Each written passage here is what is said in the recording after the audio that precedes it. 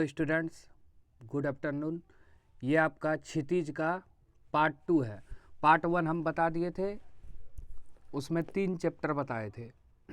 एक बताए थे नेताजी का चश्मा, जो कि स्वयं प्रकाश लिखा है। फिर दूसरा बताए थे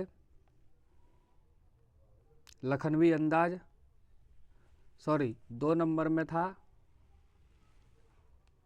ये कबीर का जो भक्त है बाल गोविंद भगत, उसके बारे में। 3 नंबर में बताए थे लखनवी अंदाज। टोटल आपका चैप्टर है क्षितिज में 6 चैप्टर है, तो 3 करा दिए थे, 3 आज करा देते हैं, पूरा कंप्लीट हो जाएगा। उसके बाद बचेगा पद, ठीक है। और जो एक किताब है कृतिका, उसमें 3 चैप्टर है आपके सिलेबस में, उसको भी करा दिए हैं। तो आप तीनों चैप्टर को देख सकते हैं। माता का आंचल जो आपकी सिलेबस में है, साना साना हाथ जोड़ी, और मैं क्यों लिखता हूँ, ठीक है। तो चलिए शुरू करते हैं आज की क्लास। तो चैप्टर ये 4 है, वैसे चैप्टर 10 है और उस तरह चैप्टर 4 है, क्योंकि 7 चैप्टर जो था पहले, 6 चैप्टर जो है वो कविता है, 7, 8, 9 कल बताए थे, आज 10 है। चलिए देखिए शुरू करते हैं।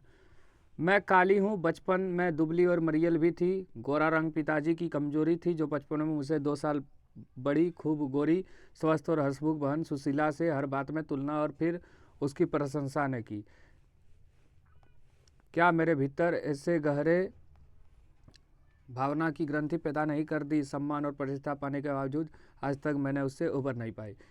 एक कहानी यह भी मन्नू भंडारी के जीवनी है, आत्मकथा है। उसका बचपन में कैसे, उसका पिता का योगदान क्या क्या है, वही सब इसमें बताया गया है। तो चलिए शुरू करते हैं क्वेश्चन नंबर 1 से। प्रस्तुत गद्यांश किस पाठ से लिया गया है? ये लिया है एक कहानी यह भी से। प्रस्तुत गद्यांश के लेखक का नाम क्या है? मनु भंडारी।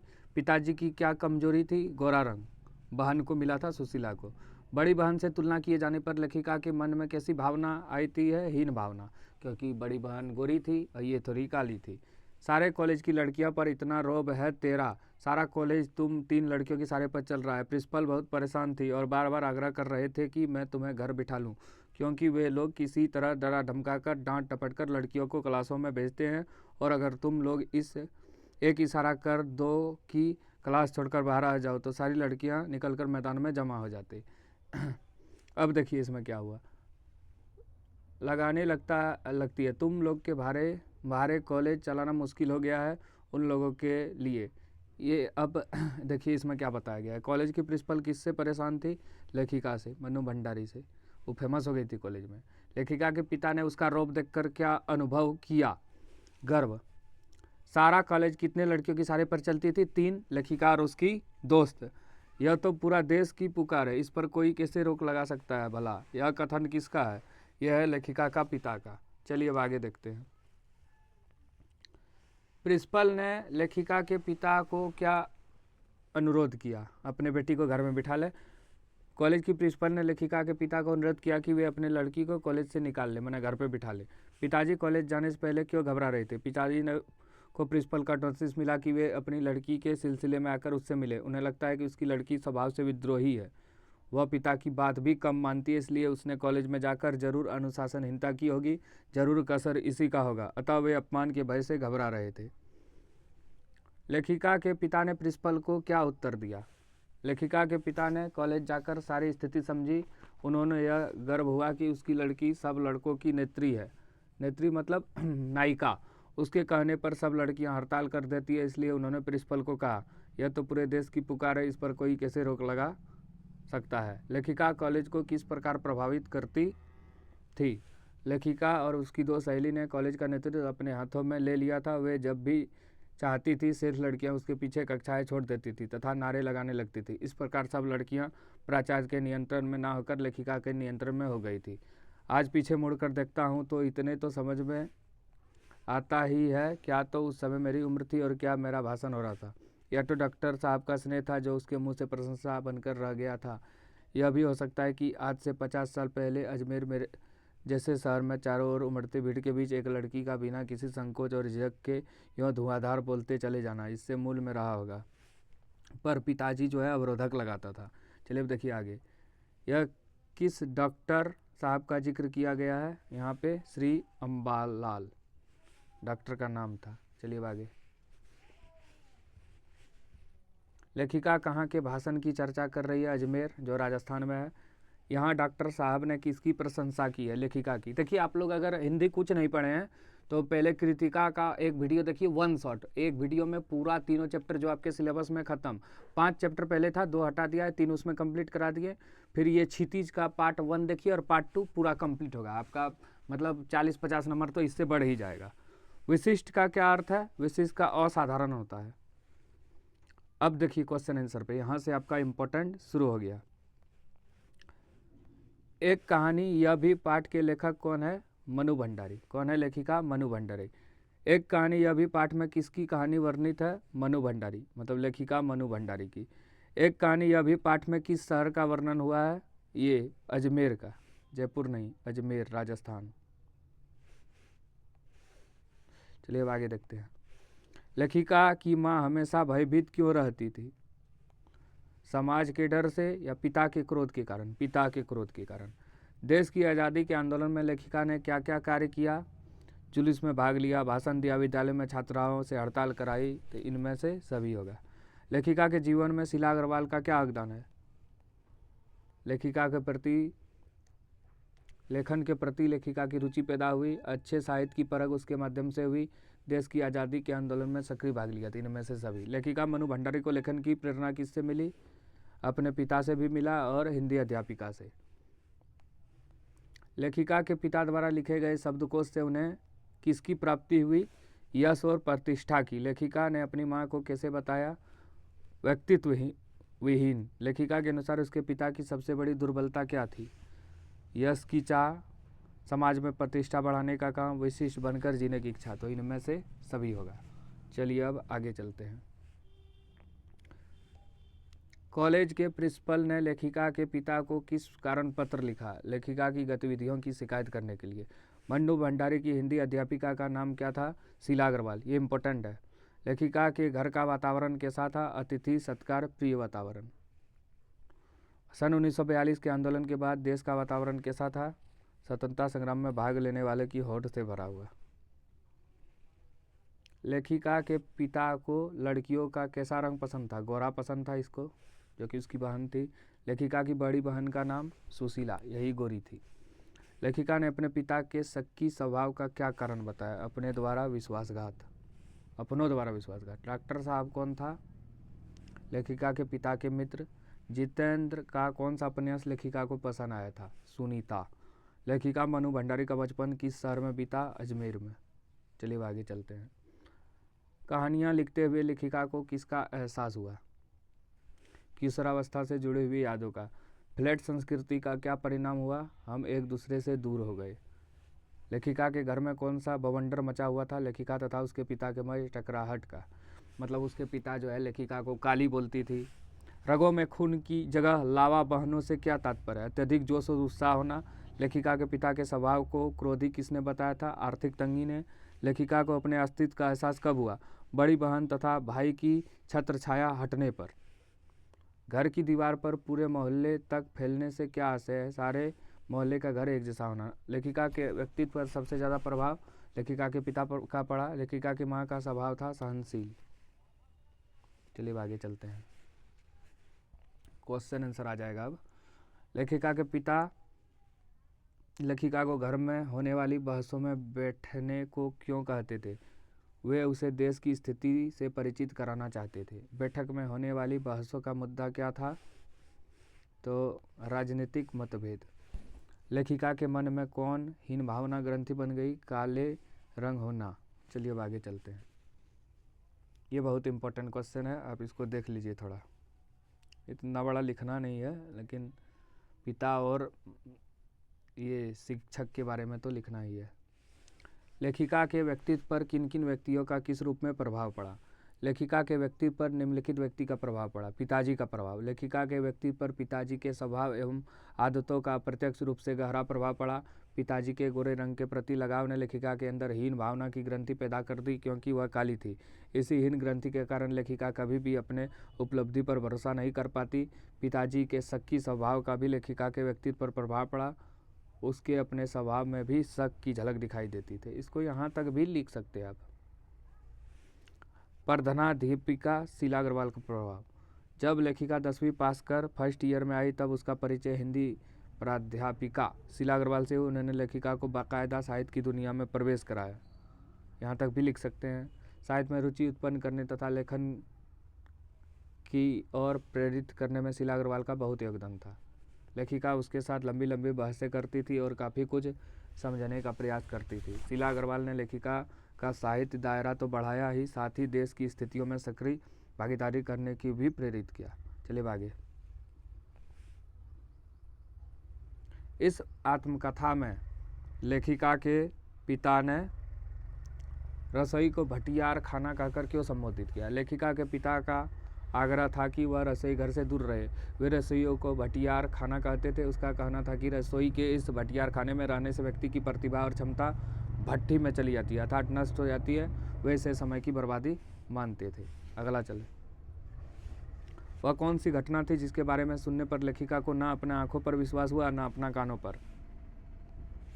लेखिका कॉलेज में हड़ताल करवाने में सबसे आगे रहती थी। एक बार कॉलेज के प्रिंसिपल का पत्र पिताजी के नाम आया और वे आकर उस मिले और बताया कि उसकी बेटी मन्नी की गतिविधियों के कारण उसके खिलाफ अनुशासनात्मक कार्रवाई क्यों न की जाए। इस पत्र को पढ़कर वे आग बबूले हो गए। उन्हें लगा कि कॉलेज में जाकर उन्हें काफ़ी बातें सुनना पड़ेगा। इसके कहर का अनुमान करके लेखिका अपने सहेली के घर में जाकर छिपकर बैठ गई। इतने लिखना है। कॉलेज जाकर पिताजी को प्रिंसिपल का यह कहना सुनने को मिला कि वह अपनी लड़की को घर पर बिठा ले, क्योंकि उसके इशारे पर लड़कियां मैदान में आकर जमा होने लगती है और नारे लगाने लगते हैं। यह सुनकर पिताजी को अपने बेटी पर गर्व हुआ और वे प्रिंसिपल से यह कहकर आए कि यह तो पूरे देश की पुकार है, इसे कोई कैसे रोक सकता है। वे खुश होकर घर लौटे। तब लेखिका की माँ ने पिताजी के खुश होने के बारे में बताया। तब लेखिका को इस पर सहज विश्वास नहीं हुआ। मनुष्य के जीवन में आस पड़ोस का बहुत महत्व होता है, परंतु महानगर में रहने वाले लोग पराया पड़ोस कल्चर से वंचित रह जाते। इस बारे में अपने विचार को लिखें। यह सही है कि मनुष्य के जीवन में आस पड़ोस का बहुत महत्व है। बड़े शहरों में रहने वाले लोग प्रायः पड़ोस कल्चर से वंचित रह जाते हैं। वे अकेलेपन की पीड़ा झेलते हैं। उसके सुख दुख में साथ देने वाला कोई नहीं होता। सब अपने में सिमटे रहते हैं। हमारा अनुभव भी इसी प्रकार है। हमारे पड़ोस में रात्रि के समय एक व्यक्ति की मृत्यु हो गई। रात भर उसके पास दुख बांटने के लिए कोई नहीं आया।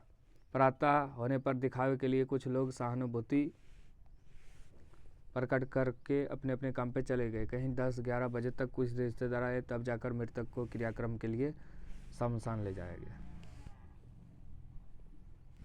गरीबी का जीवन पर क्या कुप्रभाव पड़ता है, स्पष्ट करें। गरीबी से मनुष्य की प्रसन्नता, उदारता और सदास्यता नष्ट होती है। जो मनुष्य वैभव के दिनों में बहुत उदार और जिंदादिल होते हैं, वही गरीबी के कारण संकुचित, कंजूस और शकी हो जाते हैं। उसकी सद्भावनाएं नष्ट हो जाती है। वह कुंठित हो जाता है। उसका जीवन क्रोध और भय जैसे नकारात्मक भाव से भर जाता है। लेखिका के पिता के साथ ठीक यही होता है। लेखिका को अपने पिता से वैचारिक टकराहट को अपने शब्दों में लिखें। लेखिका की अपने पिता से वैचारिक टकराव को अपने शब्दों में लिखना है। चलिए देखिए। लेखिका और उसके पिता के विचार आपस में टकराते थे।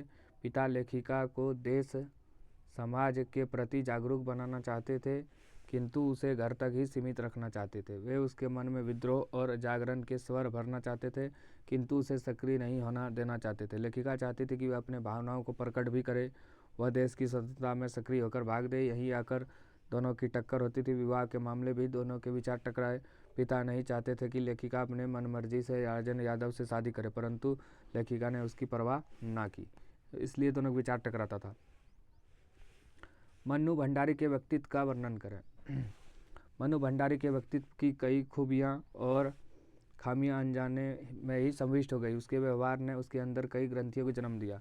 वह काली और बचपन से दुबली और मरियल थी। पिताजी को गोरा रंग प्रिय था, अतः उसकी 2 साल बड़ी बहन सुशीला के प्रति वे प्रशंसा का भाव रखते थे। यही कारण है कि लेखिका आगे चलकर भी अपने किसी उपलब्धि पर भरोसा नहीं कर पाती। अपने खंडित विश्वास की व्यथा के कारण सकी स्वभाव से ही झलक मिलती है। पिताजी से उसके किसी न किसी बात पर टक्कर चलती रहती थी। हो गया। चलिए अब आते हैं नौबत खां में इबादत, जो कि नया चैप्टर है। ये कहानी है शहनाई वादक बिस्मिल्लाह खां का, जिसका जन्म कहाँ हुआ था? बिहार के डुमराव में। डुमराव को याद इसलिए किया जाता है। चलिए देखिए, इसको भारत रत्न भी मिला था बाद में। शहनाई के इसी मंगल ध्वनि के नायक बिस्मिल्लाह खां साहब 80 बरस से सुर मांग रहे थे। सच्चे सुर के नेमत 80 बरस की 5 वक्तों की नमाज इसी सुर को पाने की प्रार्थना में खर्च हो जाते। लाख सजदे इसी एक सुर की इबादत में खुदा के आगे झुकते हुए नमाज के बाद सजदे में गिड़गिड़ाते थे, मेरे मालिक एक सुर बक दे। सुर में वह तासीर पैदा करे कि आंख से सच्चे मोती की तहत आंसू निकल आए। उसको यकीन है कभी खुदा यूं ही उन पर मेहरबान होगा, अपने झोली से सुर का फल निकाल कर उसकी ओर उछालेगा, फिर कहेगा ले जा अमरुदुन, इसको खा ले और कर ले अपने मुराद पूरी। अमरुदुन इसका नाम था। चलिए अब शुरू करते हैं। शहनाई की ध्वनि को कैसी ध्वनि कहा जाता है? मंगल ध्वनि। नमाज के बाद बिस्मिल्लाह खां खुदा से क्या मांगते थे? सच्चा सुर। शहनाई की मंगल ध्वनि का नायक किसे माना जाता है? बिस्मिल्लाह खां को, इसलिए इसको उस्ताद बोला जाता है। कितने सजदे सच्चे सुर की इबादत में खुदा के आगे झुकते हैं? लाखों। सजदे मतलब होता है एक साथ जो नमाज में सिर झुकाते हैं। चलिए आगे। बिस्मिल्लाह खां किस चीज़ के नायक थे? वे 80 बरस से क्या मांग रहे थे? बिस्मिल्लाह खां शहनाई से निकलने वाली मंगल ध्वनि के नायक थे। वे 80 बरस से ईश्वरीय देन के रूप में सच्चे सुर की मांग कर रहे थे। बिस्मिल्लाह का नमाज और सजदे का क्या उद्देश्य रहता था? बिस्मिल्लाह खां की नमाज और सजदे का उद्देश्य यह रहता था कि वे खुदा से सच्चे सुर की मांग कर सके। उन्होंने 80 बरस तक 5 वक्त नमाज अदा की। वे सच्चे सुर की इबादत में ही खुदा के आगे झुकते थे। वे खुदा से क्या मांगते थे? नमाज के बाद बिस्मिल्लाह खां खुदा से सच्चा सुर मांगते थे। वे एक ऐसे सच्चा सुर चाहते थे जो लोगों की आंखों से सच्चे मोती की तरह आंसू निकाल सके। बिस्मिल्लाह खां किस सुर की तलाश में थे? बिस्मिल्लाह खां ऐसे सुर चाहते थे जिसमें ज़बरदस्त प्रभाव हो, जिसे सुनकर लोगों की आंखों में सच्चे मोती की तरह आंसू निकल आए, जिससे हृदय में झंकृत करने की अद्भुत शक्ति हो। इसी बाल सुलभ हंसी में कई यादें बंद हो। वे जब उसका जिक्र करते हैं तब फिर उन्हें निसंगित आनंद में आंखें चमक उठती है। अमरुदुन तब सिर्फ 4 साल का होगा। अमरुदुन ये जो है बिस्मिल्लाह खान के बारे में ही बात हो रहा है। छुपकर नाना को शहनाई बजाते हुए देखता था। रियाज के बाद जब अपनी जगह से उठकर चले जाता तब जाकर ढेरों छोटे छोटे शहनाई की भीड़ से अपने नाना वाली शहनाई ढूंढता और एक एक शहनाई को फेंक कर खारिज करता जाता। सोच लगता है मीठी वाली शहनाई दादा कहीं और रखते थे। तब मामू अली बख्श खां जो उस्ताद भी थे शहनाई बजाते हुए सम पर आए। तब थड़ से एक पत्थर ज़मीन पर मारता था। सम पर घर आने की तमीज़ उन्हें बचपन में ही आ गई थी, मगर बच्चे को यह नहीं मालूम था कि दादा वाह करके दी जाती है, सिर हिलाकर दी जाती, पत्थर पटक कर रही। प्रस्तुत गद्यांश किस पाठ से लिया गया है? तो ये बिस्मिल्लाह खां माने नौबत खां में इबादत। अमरुद्दीन छुपकर किससे शहनाई बजाते हुए देखता था? नाना को। अपने नाना की शहनाई कौन ढूंढता था? अमरुद्दीन। बिस्मिल्लाह खां का ही बचपन का नाम था। अली बख्श खां कौन थे? ये अमरुद्दीन के मामा माने बिस्मिल्लाह खान के मामा। ये याद रखना है। नौबत खां में इबादत किसने लिखा है पहले? यतीन्द्र मिश्र। और बिस्मिल्लाह खान का बचपन का नाम क्या था? अमरुद्दीन। अक्सर समारोह एवं उत्सव में दुनिया कहती है ये बिस्मिल्लाह खां है। यहाँ से पकड़ लिए बिस्मिल्लाह खां। शहनाई में कितने सुर होते हैं? शहनाई में कितने सुर होते हैं? सब कोई जानता है 7 सुर, 7 छेद 7 सुर।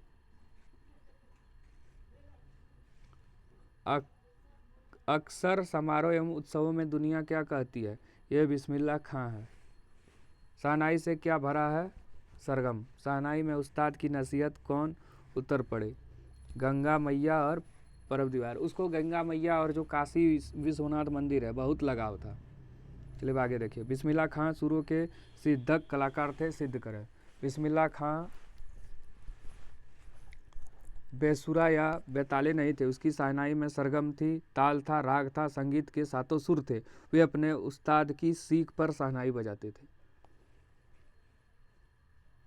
दुनिया बिस्मिल्लाह खां को किस तरह पहचानती थी? दुनिया बिस्मिल्लाह खां को उसकी शहनाई के कारण पहचानती थी। जब लोग कहीं शहनाई बजते सुनते तब वे छुटते ही कहते ये तो बिस्मिल्लाह खां। इसकी शहनाई के जादुई स्वर लोगों को सम्मोहित कर देते थे। अगला, बिस्मिल्लाह खां शहनाई में किसका असर था? बिस्मिल्लाह खां की शहनाई में जहाँ संगीत का सरगम, लय, ताल, राग था, संगीत के 7 सुर थे, वहीं वे अपने उस्ताद की सीख पर शहनाई बजाते थे। इस सभी का उस पर असर था। फूक में अजान की तासीर उतरने का आशय स्पष्ट करें।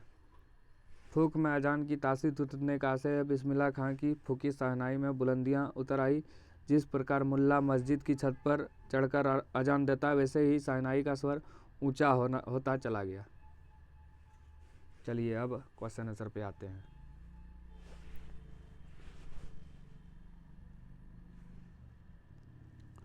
नवदखा में इबादत पाठ के लेखक कौन है? यतीन्द्र मिश्र। सुशीर वादों से क्या तात्पर्य है? जो फूंक कर बजाए जाते हैं उस वाद्य यंत्र को, जैसे शहनाई। किस भाषा के लोकगीतों में शहनाई का उल्लेख मिलता है? अवधी भाषा। साहेनय किस वाद्य यंत्र को कहा जाता है? शहनाई को। बिस्मिल्लाह खां मुहर्रम के अवसर पर क्या नहीं करते थे? संगीत कार्यक्रम में भाग नहीं लेते थे। मुहर्रम के दिन किस किस चीज़ का निषेध माना जाता है? राग रागियों की अदायगी का। मुहर्रम के अवसर पर बिस्मिल्लाह खां कैसे रूप सामने आते थे? सहज मानवीय रूप, धर्म के प्रति समर्पित रूप। ए और बी दोनों होगा। सी नंबर इसका आंसर 7 का। चलिए 8 नंबर देखिए। बिस्मिल्लाह खां सांप्रदायिक स्वभाव रखने में किस तरह सहायक थे? वे गंगा मैया को बहुत महत्व देते थे, हनुमान मंदिर में शहनाई बजाते थे, काशी में भी, तो इनमें से सभी हो जाएगा। बिस्मिल्लाह खां की शहनाई में क्या समाया हुआ था? संगीत के सातों सुर, उसके उस्ताद की नसीहत, स्वयं परवदियार, इनमें से सभी। काशी विश्वनाथ के प्रति बिस्मिल्लाह खां अपने श्रद्धा किस प्रकार दर्शाते थे? वे काशी की ओर मुंह करके बैठते थे। वे अपने शहनाई का प्याला काशी की ओर घुमा देते थे। बिस्मिल्लाह खां की चारित्रिक विशेषता क्या थी?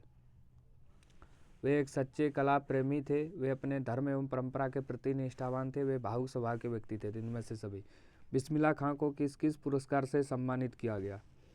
संगीत नाटक अकादमी पुरस्कार, पद्म विभूषण, विश्वविद्यालय मानक उपाधि और भारत रत्न भी मिला था। इसको याद रखिएगा। इनमें से सभी हो जाएगा। 12 का डी। बिस्मिल्लाह खां शहनाई और काशी को इस धरती पर क्या मानते थे? जन्नत। काशी किसकी पाठशाला है? संस्कृति का शहनाई की ध्वनि को क्या कहा जाता है? मंगल ध्वनि। बिस्मिल्लाह खां का बचपन का नाम क्या था? अमरुद्दीन। बालक अमरुद्दीन रियाज के किस मंदिर में जाया करते थे? बालाजी मंदिर। बिस्मिल्लाह खां क्या बजाते थे? शहनाई। बिस्मिल्लाह खां का अधिकांश जीवन कहाँ बीता? काशी में। शहनाई की तुलना किससे की गई है? दक्षिण भारत के मंगल वाद्य यंत्र से। बिस्मिल्लाह खां को काशी का नायाब हीरा क्यों कहा गया? उन्होंने 2 धर्मों को एक होने तथा भाईचारे की प्रेरणा दी। बिस्मिल्लाह खां को किस बात का पक्का यकीन था? ईश्वर उन्हें सच्चा सुर प्रदान करेगा। बिस्मिल्लाह खां के लिए शहनाई और काशी क्या है? जन्नत से बढ़कर। नवदखा में इबादत पाठ के आधार पर बताइए कि भीम पलासी और मुल्तानी क्या है? एक तरह का राग है। काशी की सांस्कृतिक विरासत को अविच्छिन्न रखने में किसका विशेष योगदान है? काशी के विशेष लोगों ने। बिस्मिल्लाह खां संगीत के रियाज के लिए कहाँ जाते थे? बालाजी के मंदिर।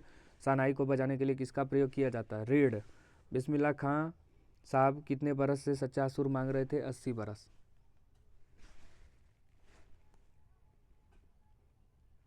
चलिए अब आगे देखिए।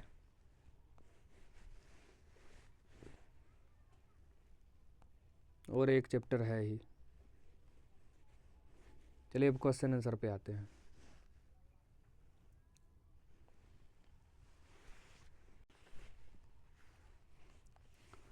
काशी में हो रहे कौन से परिवर्तन बिस्मिल्लाह खां को व्यथित करते थे? काशी में समय के साथ अनेक परिवर्तन आए। इनमें से कुछ परिवर्तन बिस्मिल्लाह खां को व्यथित कर रहे थे। इसमें से प्रमुख निम्नलिखित है। पक्का महल। काशी विश्वविद्यालय से लगा इलाकों से मलाई बर्फ बेचने वाला वहां से चले जाना। मतलब पक्का महल जो है काशी विश्वविद्यालय से सटा इलाका, वहाँ से मलाई बर्फ बेचने वाला का चला जाना। अब ना तो देसी घी मिलती और ना ही उससे बनी कचौड़ी जलेबी, ये दोनों चीज़ें बहुत अच्छी लगती थी उसको। संगतियों के लिए गायकों के मन में आदर भाव का ना रहना, रियाज को ना पूछना, कजली चेती अदल का जमाना चला जाना। सुशीरवादों से क्या अभिप्राय है? शहनाई को सुशीरवाद में शाह की उपाधि क्यों दी गई? सुशीरवाद का अभिप्राय है सुराख वाले वाद जिसे फूंक मारकर बजाया जाता है। ऐसे सभी छिद्र वाले वादों में शहनाई सबसे अधिक मोहक और सुशीली होती है, इसलिए उसे शाहे-नय अर्थात ऐसे सुशीरवादों का शाह कहा जाता है। पाठ में आए किन प्रसंगों के आधार पर आप कह सकते हैं कि बिस्मिल्लाह खां मिली जुली संस्कृति के प्रतीक थे? बिस्मिल्लाह खां हिंदू मुस्लिम एकता के पर्याय थे। वे मिली-जुली संस्कृति के प्रतीक थे। वे काशी के संकट मोचन मंदिर में हनुमान जयंती के अवसर पर आयोजित संगीत सभा में अवश्य सम्मिलित होते थे। वे बालाजी के मंदिर के नवगतखा में शहनाई का रियाज नियमित रूप से करते थे। वे जीवन भर विश्वनाथ मंदिर में शहनाई बजाते थे। इसी प्रकार मोहन के अवसर पर 8वीं तिथि को शहनाई खड़े होकर बजाते थे। वे दोनों में कोई अंतर नहीं करते थे।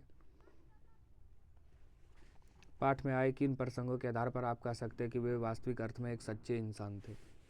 बिस्मिल्लाह खां वास्तविक अर्थ में एक सच्चे इंसान थे। उन्होंने कभी धार्मिक कट्टरता तथा सुंदरता को बढ़ावा नहीं दिया। उन्होंने मुसलमान होते हुए भी कट्टरता को स्वीकार नहीं किया। वे हिंदू मुसलमान दोनों की समान दृष्टि देखते थे। वे जिस श्रद्धा व आदर के साथ मंदिर में शहनाई बजाते थे, उसी आदर भाव के साथ मुहर्रम में नुहा बजाते थे। इतने लिख सकते हैं। वे मिली-जुली संस्कृति के प्रतीक थे। उन्होंने खुदा से कभी अपने लिए सुख समृद्धि नहीं माना। वे तो सच्चे सुर की मांग करते थे। बिस्मिल्लाह खां के जीवन से जुड़ी उन घटनाओं और व्यक्तियों का उल्लेख करें जिन्होंने उसकी संगीत साधना को समृद्ध किया। बिस्मिल्लाह खां की संगीत साधनाओं को समृद्ध करने वाले व्यक्ति: रसूलन बाई बतुलन बाई गायिका हैं, कुलसुम हलवाई संगीतमय कचौड़ी, मामूजान अली बख्श खां तथा नाना शहनाई वादक, सीने अभिनेत्री सुलोचना। उस समय सुलोचना जो है उसका फिल्म काफ़ी चलता था। घटना है, विश्वनाथ मंदिर जाते समय रास्ते की गली में रसूलन बाई और बतुलन बाई के गायन से बिस्मिल्लाह खां को संगीत की प्रेरणा मिलती थी। वे कभी ठुमरी, कभी टप्पे, कभी दादरा गाती और बिस्मिल्लाह खां उसकी मार्फेट ड्योरी तक पहुंचते थे। कुसुम हलवाई जब कलाकार कलकलाते घी में तलने के लिए कचौड़ी डालती थी, तब उस छन से उठने वाले आवाज़ में उन्हें सारे आरोह अवरोह दिखाई देते थे। वह संगीतमयी कचौड़ी प्रतीत होती थी। कुलसुम हलवाई जब मामू अली बख्श खां शहनाई बजाते हुए सम पर आ जाते थे, तब बिस्मिल्लाह खां धड़ से एक पत्थर जमीन पर मारते थे, तब उसे सम पर आने का तमीज आ जाता था। बिस्मिल्लाह खां के व्यक्तित्व की कौन कौन से विशेषता ने आपको प्रभावित किया? बिस्मिल्लाह खां की निम्नलिखित विशेषताओं ने हमें प्रभावित किया। सांप्रदायिक सौहार्द: बिस्मिल्लाह खां एक सच्चे इंसान थे। वे पक्के नमाजी थे, 5 वक्त की नमाज पढ़ते थे। मोहम्मद पूरी गरिमा के साथ मनाते। इसके बावजूद वे काशी विश्वनाथ मंदिर, संकट मोचन मंदिर, गंगा आदि पर पूरी श्रद्धा रखते थे। वे नित्य गंगा नदी में स्नान डुबकी लगाते थे। सच्चे संगीत साधक: उन्होंने संगीत को अर्थ उपार्जन का माध्यम नहीं बनाया। वे खुदा से सच्चे सुर की मांग करते थे, धन की नहीं। उन्होंने धन पाने के लिए शहनाई कभी नहीं बजाई। सरलता एवं सादगी: बिस्मिल्लाह खां को भारत का सर्वोच्च सम्मान भारत रत्न प्रदान किया गया। इसके बावजूद वे सीधे सरल जीवन जीते थे। उसकी लुंगी का फटा होना उसकी सरलता और की चरम सीमा का परिचारक है। विनम्रता: बिस्मिल्लाह खां के व्यक्तित्व में विनम्रता कूट कूट कर भरी थी। शहनाई के चरम पर पहुंचते ही वे कह रहे थे, मुझे अब तक सुरों को बरतने की तमीज नहीं आई। मुहर्रम से बिस्मिल्लाह खां के जुड़ाव को अपने शब्द में लिखें। बिस्मिल्लाह खां को मुहर्रम के उत्सव से गहरा लगाव था। मुहर्रम के 10 दिनों में वे किसी प्रकार का मंगलवाद नहीं बजाते थे, न ही कोई राग रागनी बजाते थे। 8वें दिन दाल मंडी से चलने वाले मुहर्रम के जुलूस में पूरे उत्साह के साथ 8 किलोमीटर होते हुए नौहा बजाते थे। बिस्मिल्लाह खां कला के अनन्य उपासक थे। तर्क सही उत्तर दे। बिस्मिल्लाह खां कला के अनन्य उपासक थे। उन्होंने 80 वर्ष तक लगातार शहनाई बजाई। उससे बढ़कर शहनाई बजाने वाले भारत में अन्य कोई नहीं हुआ। फिर भी वे अंत तक खुदा से सच्चे सुर की मांग करते रहे। उन्हें अंत तक लगा कि शायद अब भी खुदा उन्हें सच्चा सुर देगा, जिससे पाकर वे श्रोताओं की आंखों में आंसू ला देगा। उन्होंने अपने को कभी पूर्ण नहीं माना। वे अपने पर झल्लाते भी थे कि क्यों उन्हें अब तक शहनाई को सही ढंग से बजाना नहीं आया। उससे पता चलता है कि वे सच्चे उपासक थे। वे 2-4 राग गाकर उस्ताद नहीं हो गए। उन्होंने जीवन भर अभ्यास साधना जारी रखा। नौबत खां में इबादत पाठ का संदेश क्या है? नौबत खां में इबादत पाठ से हमें यह प्रेरणा मिलती है कि धार्मिक सद्भावना सबसे बड़ी चीज़ है। हमें अपनी बड़ी बड़ी उपलब्धियों पर भी गर्व नहीं करना चाहिए। कला के प्रति सच्ची लगन होनी चाहिए। कला समर्पण भावना से आती है। अपने कला को कभी अंतिम न माने, इसके विकास की संभावना तलाशते रहना चाहिए। हमें सादगी एवं सरलता का जीवन जीना चाहिए। बिस्मिल्लाह खां को शहनाई की मंगल ध्वनि का नायक क्यों कहा गया? ये इंपॉर्टेंट क्वेश्चन है। शहनाई मंगल ध्वनि का वाद्य है। भारत में जितने भी शहनाई वादक हुए हैं उसमें बिस्मिल्लाह खां का नाम सबसे ऊपर है। उससे बढ़कर सुरीला शहनाई वादक और कोई नहीं हुआ, इसलिए उन्हें शहनाई की मंगल ध्वनि का नायक कहा जाता है। चलिए अब लास्ट चैप्टर आ गया, संस्कृति। इसको भदंत आनंद कोसलायन ने लिखा है और सभ्यता सभ्यता है संस्कृति का परिणाम। हमारे खाने पीने के तरीके, हमारे ओढ़ने पहनने के तरीके, हमारे गमनागमन के साधन, हमारे परस्पर कट मरने के तरीके, सब हमारी सभ्यता है। मानव की जो योग्यता उससे आत्मविश्वास के साधन का आविष्कार करती है, हम उसे संस्कृति या असंस्कृति, संस्कृति कहे या असंस्कृति, और जिन साधनों के बल पर वह दिन रात आत्मा विनाश में जुटा है उन्हें हम उसकी सभ्यता समझे या असभ्यता। संस्कृति का यदि कल्याण की भावना से नाता टूट जाए तो वह असंस्कृति होकर ही रहेगा, और ऐसे संस्कृति का अवश्य भावी परिणाम असभ्यता के अतिरिक्त दूसरा क्या होगा। चलिए शुरू करते हैं। लेखक के अनुसार संस्कृति का परिणाम क्या है? सभ्यता। लेखक ने असंस्कृति व्यक्ति किसे कहा है? मानव कल्याण की भावना से हीन व्यक्ति को। आत्मविनाश के साधन का क्या आशय है? हथियार। लेखक ने असभ्यता की जननी किसे कहा है? संस्कृति को, असंस्कृति को। आत्मविश्वास के साधन का क्या आशय है? उन्हें क्या नाम दिया गया? आत्मविश्वास के साधन का आशय है मनुष्य का संहार करने वाला हथियार, बम, परमाणु बम, रासायनिक हथियार आदि। मनुष्यता का किसी भी प्रकार विनाश करने की योजना आत्मविनाश के अंतर्गत आती है। इसमें भ्रूण हत्या, नशाखोरी, जुआ आदि दूषित प्रवृत्तियां भी आ जाती है, और इन साधना को असंस्कृति कहा गया। संस्कृति और असंस्कृति में अंतर क्या है? संस्कृत मानव के विकास, ज्ञान और कल्याण से निर्मित होता है, और संस्कृति मानव के हास विनाश और अकल्याण के लिए ध्वंस से साधन खोजता है। आज मानव ने आत्मविनाश के कौन कौन से साधन जुटा लिए हैं? तरह तरह के हथियार, अस्त्र शस्त्र, परमाणु बम, वैज्ञानिक उपलब्धियां का दुरुपयोग करके मानव ने आत्मविनाश के साधन जुटा लिए हैं। इस प्रकार अपने प्रकृति से नाता तोड़ दिए हैं। और संस्कृति किसे कहा गया और क्यों? मानव की जो प्रेरणा, प्रवृत्ति और योग्यता आत्मविनाश के साधनों को खोजती है उसे हम संस्कृति नहीं और संस्कृति करते हैं। संस्कृति के नाम से जिस कूड़े कचरे के ढेर का बोध होता है वह ना संस्कृति है ना क्षणीय वस्तु। क्षण भर परिवर्तन होने वाले संसार में किसी भी चीज़ को पकड़कर बैठा नहीं जा सकता। मानव ने जब जब प्रज्ञा और मैत्री भाव से किसी नए तत्व का दर्शन किया तो उसने कोई वस्तु नहीं देखा। इससे रक्षा के लिए दलबंदियों की जरूरत है। मानव संस्कृति एक अविभाज्य वस्तु है और उसमें जितना अंश कल्याण होगा वह कल्याणकारी की अपेक्षा श्रेष्ठ ही नहीं अस्थायी भी होगा। प्रस्तुत गद्यांश किस पाठ से लिया गया है? संस्कृति है तो संस्कृति। इसके लेखक है भदंत आनंद कोसलायन। मानव संस्कृति कैसी वस्तु है? अविभाज्य। लेखक के अनुसार कल्याणकारी निर्माण होता है अस्थायी। समाज में भेदभाव को बनाए रखना किसका ढेर है? कूड़े कचरे का। क्षण क्षण परिवर्तन द्वारा लेखक क्या कहना चाहता है? क्षण क्षण परिवर्तन द्वारा लेखक कहना चाहता है कि मानव जीवन नित्य बदलता रहा है, धारणाएं बदलती रही है, विचार और व्यवस्थाएं बदलती रहती है, इसलिए प्राचीन परंपराओं को ढोते रहना ठीक नहीं है। हमें नवीन परिस्थितियों के अनुसार समाज व्यवस्था और संस्कृति में परिवर्तन कर लेना चाहिए। संस्कृति के नाम पर कूड़े कचरे का ढेर किसे कहा गया? संस्कृति के नाम पर पुराने और तार्किक रूढ़ियों को ढोना, वर्ण व्यवस्था के नाम पर समाज में भेदभाव को बनाए रखना कूड़े कचरे का ढेर है। लेखक के अनुसार ऐसी गली सड़ी परंपराएं निभाने योग्य नहीं है। मानव संस्कृति में कौन सी चीज़ें अस्थायी है और क्यों? मानव संस्कृति में कल्याणकारी निर्माण भी है और अकल्याणकारी भी। लेखक के अनुसार कल्याणकारी निर्माण अस्थायी होते हैं क्योंकि अकल्याणकारी अर्थात विनाशकारी बातें समय के साथ अनुपयोगी सिद्ध हो जाती है, अतः वे नष्ट हो जाते हैं, परंतु कल्याणकारी वस्तुएं अपने उपयोगिता के कारण लंबे समय तक जीवित रहती है। लेखक किसे रक्षणीय वस्तु नहीं मानते? लेखक पुरानी हिंदू संस्कृति के नाम पर वर्ण व्यवस्था को रक्षणीय वस्तु नहीं मानते। उसके अनुसार मानव में भेद खड़ा करने वाली संस्कृति नष्ट हो जानी चाहिए। मनुष्यों को क्या देना सही रही है? सभ्यता के कुछ हिस्सा। और संस्कृति का क्या परिणाम हो सकता है? समाज का विघटन, मनुष्य का विनाश, विनाशकारी परंपरा, इनमें से सभी। और सभ्यता किसे कहा गया? मनुष्य द्वारा जुटाए गए आत्मविनाश के साधन। संस्कृत पाठ में न्यूटन को क्या कहा गया? संस्कृत मानव।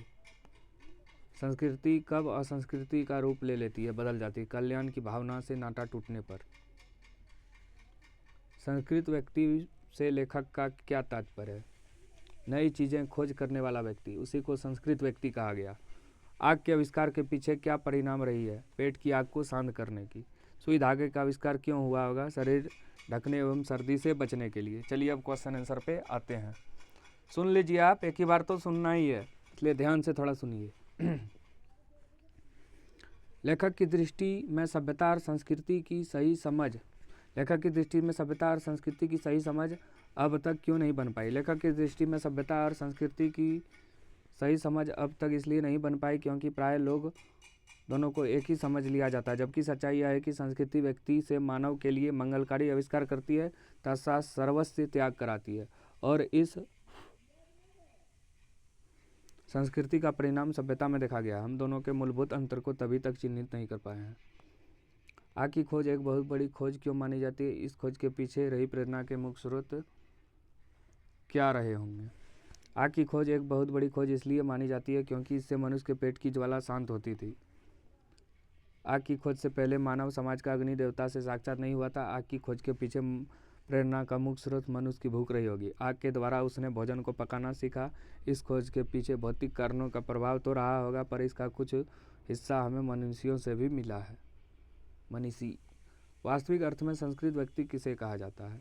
वास्तविक अर्थ में संस्कृत व्यक्ति उसे कहा जाता है जो किसी नई चीज़ों को खोज करता है। किसी चीज़ का आविष्कर्ता ही संस्कृत व्यक्ति होती है। जिस व्यक्ति की बुद्धि ने अथवा उसके विवेक ने किसी नए तथ्य का दर्शन किया, वह व्यक्ति ही वास्तविक संस्कृत व्यक्ति है। जिसे कोई वस्तु पूर्वज से अनायास ही प्राप्त हुआ है, वह व्यक्ति संस्कृत नहीं कहलाएगा।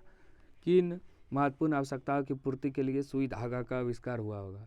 अपने तन को ढकने के लिए, स्वयं को गर्मी, सर्दी, नंगेपन से बचाने के लिए सुई धागे का आविष्कार हुआ होगा। सुई धागे की खोज से पहले मनुष्य नंगा रहता था।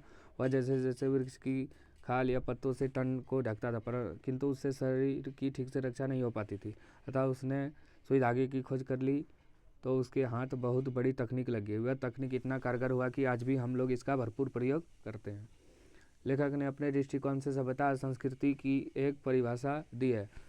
आप सभ्यता और संस्कृति के बारे में क्या सोचते हैं, लिखिए। लेखक ने अपने दृष्टिकोण से सभ्यता और संस्कृति की परिभाषा दी है। संस्कृति मानव से किसी नए वस्तु का आविष्कार कराती है तथा मानव में सर्वस्व त्याग का भाव उत्पन्न करता है। सभ्यता इसी संस्कृति का परिणाम है। चलिए, अब खत्म हो रहा है।